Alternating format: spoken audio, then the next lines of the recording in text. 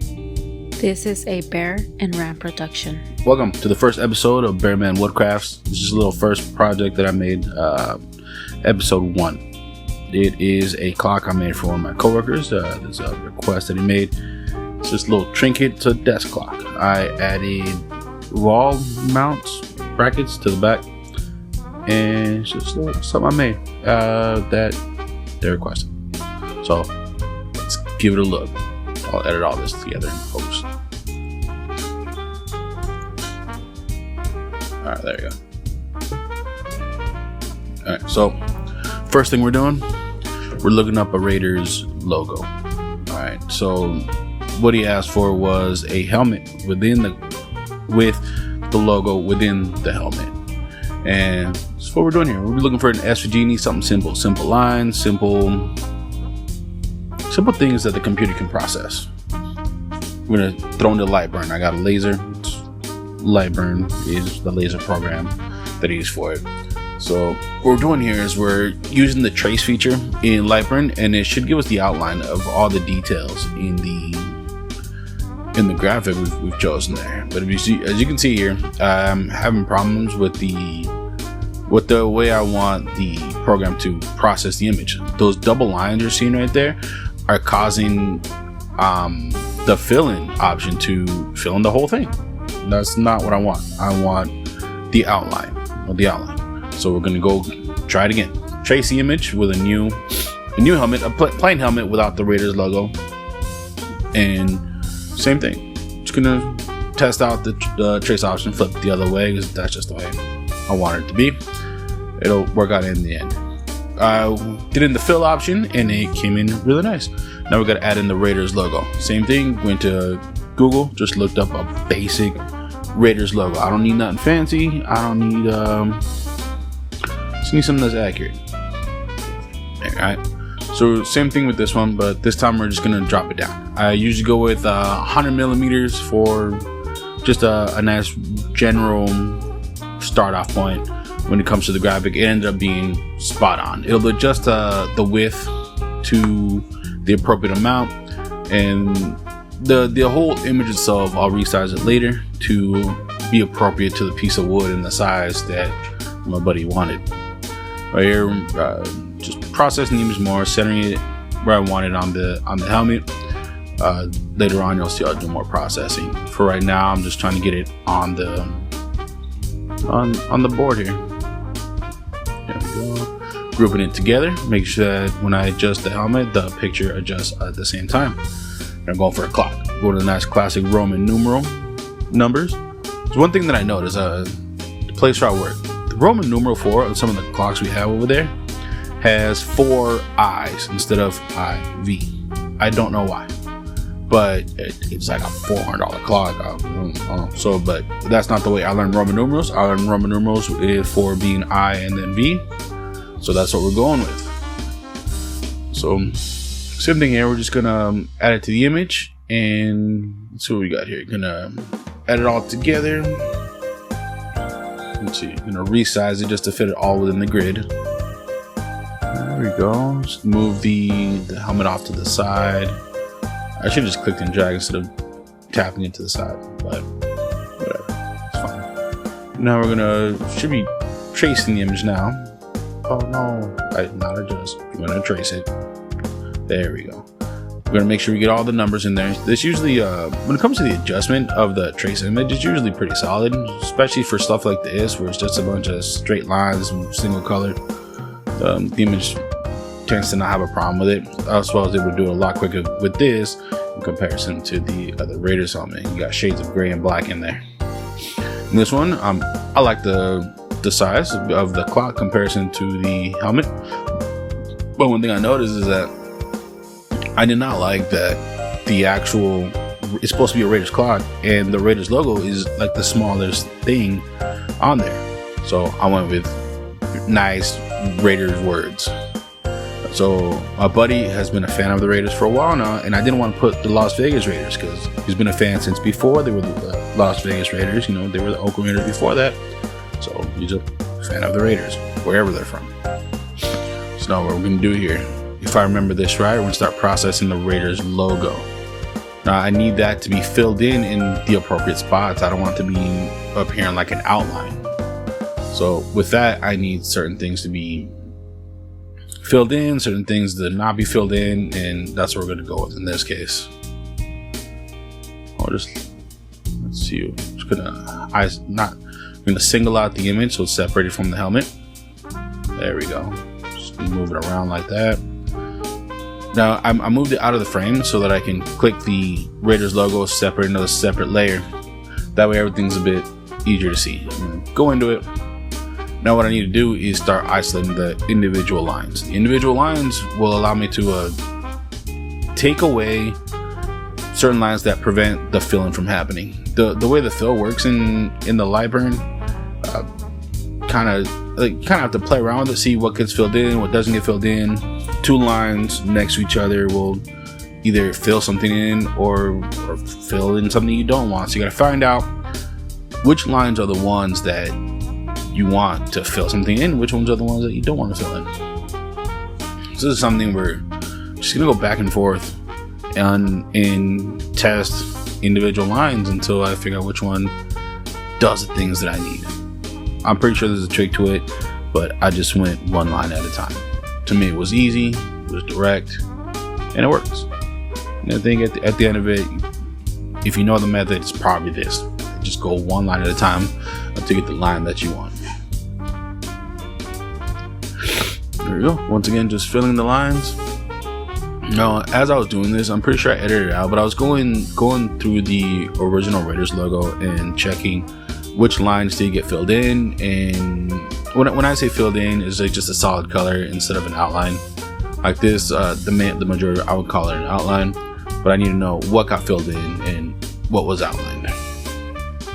We're gonna go with these and just test it out every time.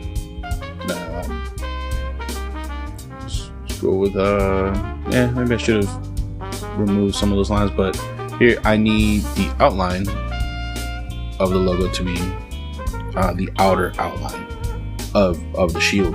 So I need that to be in outline and then white, and then the middle part to be filled in. Now we're gonna go with the letters. The letters needed to be white, if I'm correct, and in the inside, yeah, the letters needed to be white, so that's what we're gonna work with here. The inner part of the shield will be filled in, and the letters themselves should be white. There we go. And I'll just go through each individual letter and then just take out the inner lines that will cause the fill to happen. There we go. Test as you go. Just gonna keep going one at a time until it all gets complete. Here we go.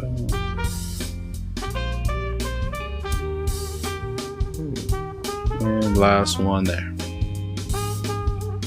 And it should be solid enough. There we go. I'm solid in terms of solid white.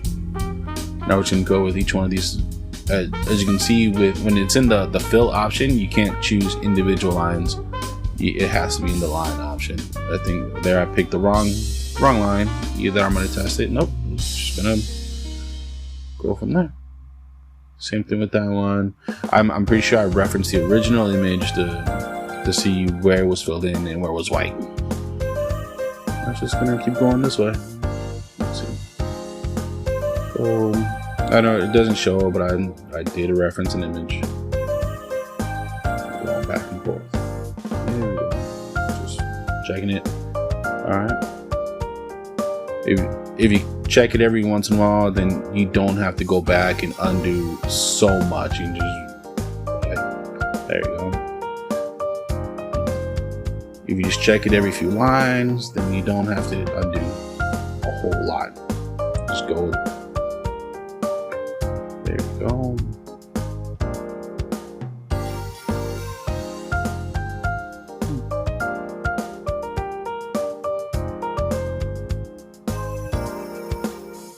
But I realized that with the trackpad on my mouse, what do they call it, trackpad? It's not a traditional mouse. It's one of those little touch things. It is very hard to do this. You definitely need a mouse so you can have all the buttons. I got this mouse, which is just like one of these side holder ones, has like a few extra buttons. Those extra buttons come in handy when it comes to pulling the image left and right, zooming in and out. You can't do that with the little touch pad thing. It's very hard to do. Ooh, that little thing right by the nose, I'm gonna have to get rid of it because it's not there in the original image. There we go. Same thing with all the inline. All of that had to be white or dark. Either way, all that had to be the opposite of what it was. Ooh, yep, going down to the little details there. That would be very hard with a touchpad. Get a mouse. So much easier.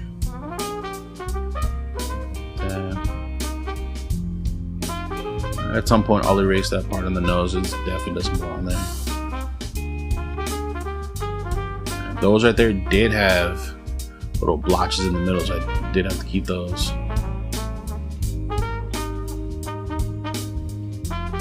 There we go. That looks like just a little blotch in the nose is left. Oh, did I do that? See? That's why I reference it.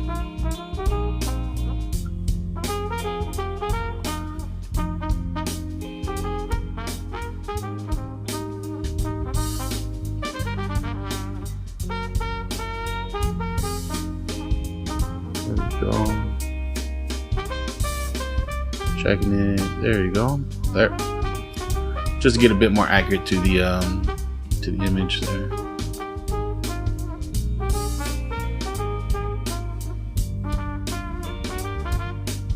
There we go. That should be good.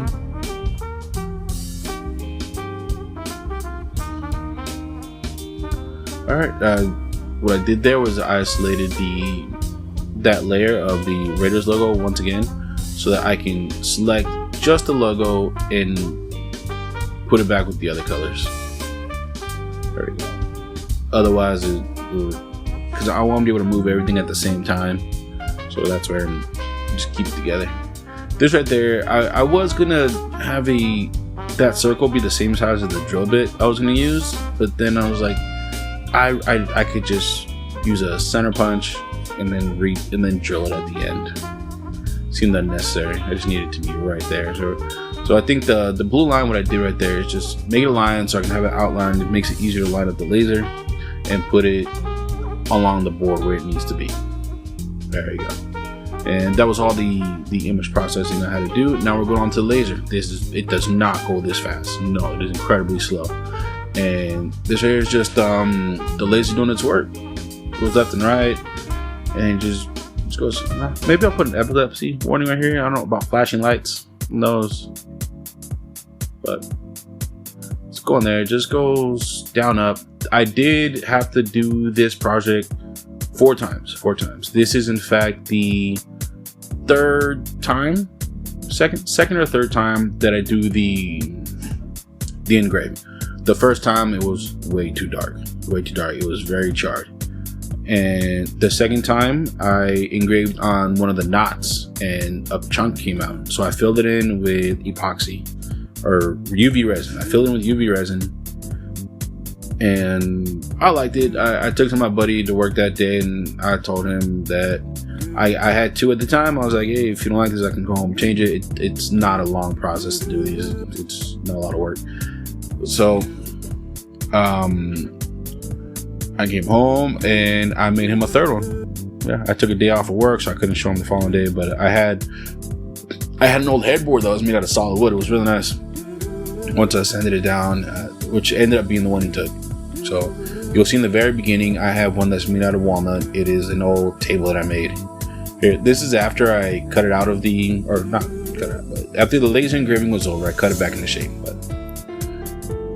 yeah, so I have a walnut one, and then the image just engraved really like one of my other buddies was really fan. He ended up taking it. Here I'm just cutting it to size, trying to get making sure that the edges are parallel. Right there, just making sure they're flush. They're solid. So one of my other coworkers ended up taking another one. You'll see at the end here, I have 3 pictures of 3 different ones that I made. One of them is the very first one. You'll see what happens to that one. But here I'm just trying to get the 90 degree on there. All right. From here, I'm trying to just try to get an even spacing between the bottom and the top. All right. You see right here, this technique, I'm using my middle finger to guide the pencil along the edge and keep a straight line. So I'm not just going straight down. I actually learned that technique from my woodshop teacher in junior high. Mr. Lucky was his name. You, Mr. Lucky. All thanks to you, buddy. Over here. Yeah, I've seen a lot of people use like a push stick or one of those little safety things here. Now I'm like, this can't be that bad. So right on the edge, I'm just giving it a nice little 45. There's a name for this bit, but I don't remember it offhand right now. So I'm gonna go over this twice because sometimes I feel like I don't put enough pressure the first time, so I'm just going over the second time, and if nothing comes off the second time, I know that everything's good. Just going against the rotation of the blade because I don't want it to grab the wood and just toss it out. So if I go against it, it's always putting pressure on it, resistance, and it's usually a lot safer. There we go. You can see written on my table which direction to feed the wood, so that I know which direction that the blades are going. There we go. Now I do have a palm sander. I just want to do this by hand. I felt like just going along the grain of the wood would give me a nicer finish. I did go up to I think 220, 240 grit sanding on here. A lot of this is just to remove the char marks from the laser. You know, grab the paintbrushes, brush the dust off. There we go. Trying to get all the nice 45s in there, nice and smooth. There we go. Just get in there. So the top, bottom, all the edges. Hands it. I do other palms. I just didn't want to use it. There we go. Now, all right. Here is the pre-staining application. I don't remember what it's called right now, but it's a pre-stain treatment. And top bottom says leave it on there, I think for about 10 minutes, and then wipe off the excess. I don't show on here that I wipe off the excess, but I do wipe it off, wait 10 minutes, and then I come back and I apply stain. There's a ton of stain I put on there. I'm not familiar. I don't know what the proper amount is, but I'm like, you just put it on there. It says wipe off the excess, so I'll wipe off the excess. This ended up being very terrible. It really soaked into the wood, the fibers, and all the sharp lines from the laser. It just made them blotchy, almost like it went out of focus. I don't know why that happened, but I'm definitely not going to be staining and then lasering anymore. This is definitely something where if I need a walnut wood for lasering, I'm just going to go with walnut, which is what I ended up doing. You'll see a picture of it on that. It should be my cover picture. That's what happened. That right there, that is the third one I made. And that is one made of actual walnut. Yeah, so it was there. Thanks for watching. Yeah, but it ended up, I don't have footage of when I put in the actual clock hand. I used Forstner bit, just drilled up the back, pilot hole with the 1/4 inch bit for the head of the clock shaft, and then just drilled around it. I didn't have footage. This is one of those things where I did it before work, so I had to leave. And then that was it. Yeah, just making trinkets. Nothing special. Those little projects here and there. I made this one earlier today before this video, but, you know, I don't have a video of it because I wasn't ready. Maybe if I make it again, I'll have a video. Both sides. One black, one white. And scene. Subscribe for more, and maybe I'll show you guys how to make that one. But I don't know. Maybe I feel like it. Who knows? See ya.